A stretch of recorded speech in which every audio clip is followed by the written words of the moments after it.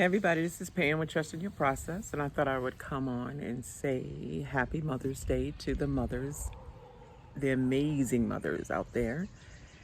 I am just enjoying my spot.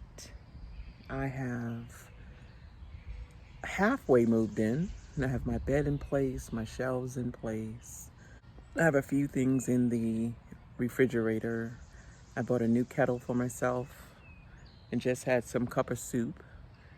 I went and got propane for the first time today. Exchanged out the two propane tanks. I will say, moving into this RV, this travel trailer, is expensive. And I'm sure, anytime that you move into a new place, you're buying new things. And I purposely didn't buy the things that I didn't need, because one thing is there's no room here. But just to get prepared for it, like the sewer hoses and the charger or the surge protector and the lock for it and the heated water hose, cinder blocks, and I went out and bought these. Well, I didn't buy it. My sister graced me with this as my housewarming gift. These chairs and table. Here's lunch. So I'm sitting out here enjoying my time out here, and I'll take you in a little bit so that you can see my progress. But I just love, love, love, love. In my apartment, I would not sit out here. I would not be outside at that apartment. Here, I want to come outside. I feel like in there is just enough space to feel cozy and at home, and not enough space that causes me to come outside and sit and just enjoy myself out here. The neighborhood is so quiet. You don't have to worry about people walking up or loud, and that lady and her son walking in the neighborhood. You hear the birds. A cat just rolled up and sat down and was like, "What's up?" It's just, I'm just loving it. And I was sitting here thinking to myself, like, wow, I actually manifested this. I truly, truly manifested this. I said I was going to move out of my apartment into my trailer because I wanted to feel like I was working towards ownership. And I felt like renting my apartment was basically throwing my money away. And here I am, roughly about 2 years later. And I feel like it went a little bit faster after my surgery. Like once I had my surgeries done and behind me, then it was full steam ahead. I was just thinking that day that I felt like, oh my God, I can't go to work. I need a mental day. I just need to do something else. That day I felt like I was being guided. And I'm always talking to ancestors. I'm always talking to my brother who just recently crossed over. I talked to my mom who's made her transition several years ago. And I believe in speaking to our ancestors, and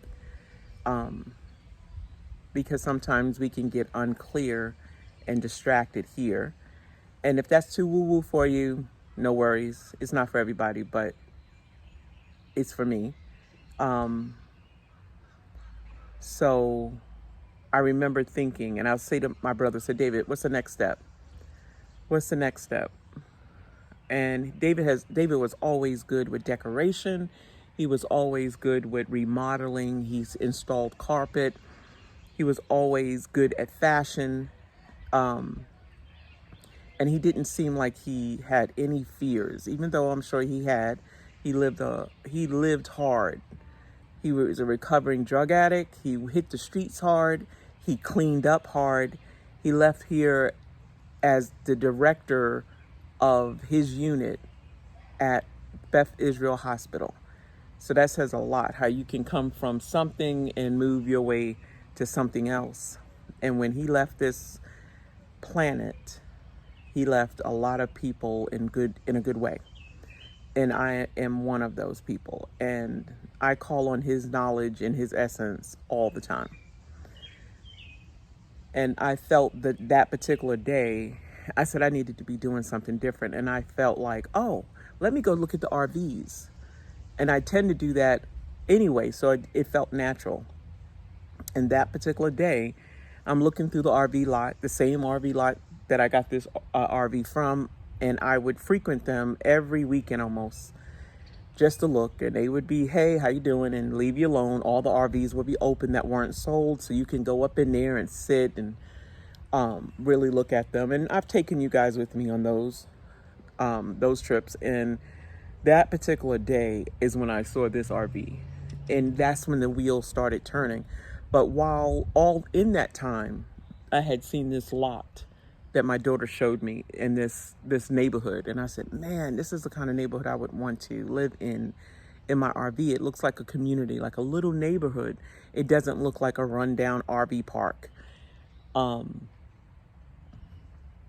just putting it out there, just putting the energy out there. And my point is, this manifestation took 2 years.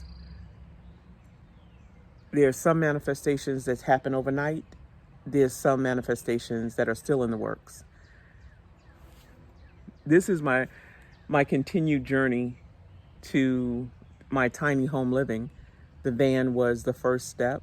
I lived in that for a short time and realized, oh, I need something bigger.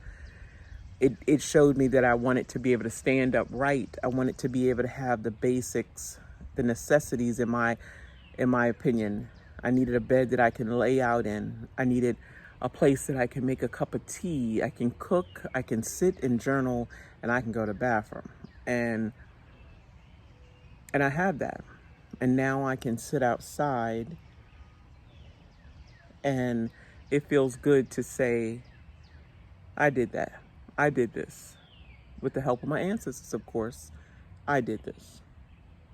With the help of the universe, I did this. So yeah, I just wanted to share that with you. And hopefully you're enjoying your Mother's Day, your Sunday, even if you're not a mother. And hopefully you got something out of it. Trust your process. It's yours and yours alone. And you're going through it for a reason. And you have the power to pivot and to give yourself grace. And just know that you're not alone, and you're always moving in the right direction. So until next time, remember who loves you.